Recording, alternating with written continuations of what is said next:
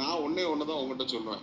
என்னன்னா, நீங்க வந்து ஜோயலை நோண்டுனா நான் எங்க தாத்தா சொத்துக்கு வருவேன். சிம்பிளான விஷயம் தான். நான் இனி டெலிட் பண்ண போறது இல்லை.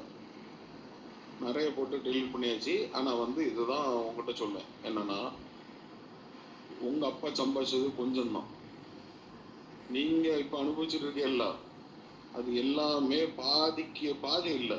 எல்லாத்தையும் நாங்க அனலைஸ் பண்ணி அந்த பத்திரம் எல்லாம் நாங்க எதுக்கு வந்து பார்த்தோம்ல, எல்லாம் தெரியும். பெரியப்பாவும் சொல்லுவோம், உங்க அப்பா சம்பாதிச்சது கொஞ்சம் தான். நான் வந்து எனக்கு எங்க தாத்தா சொத்துல எனக்கு பங்கு இருக்கு. நான் இனி வந்து நான் கேஸ் போடுவேன்.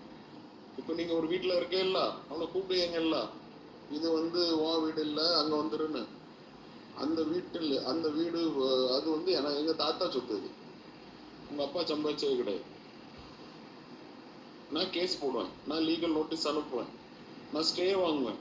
அந்த கேஸ் முடியாத வரைக்கும் அங்க யாரும் இருக்கக்கூடாது. அந்த வீட்டுக்குள்ள யாரும் இருக்க மாட்டேன். நீங்க, உங்க பிள்ளை, உங்க ஒய்ஃப் யாருமே இருக்க மாட்டாங்க. நீங்க வந்து நோண்டுனா நானும் நோண்டுவேன்.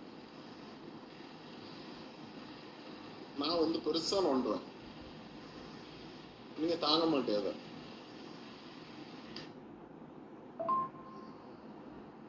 இந்த தனம் கிணம் எல்லாருக்கும் வந்து சாப்டர் முடிச்சு விடுங்கண்ணா. ஸ்டார்ட் பண்ணி விட்டாச்சுல, நான் நீ வாரேன்.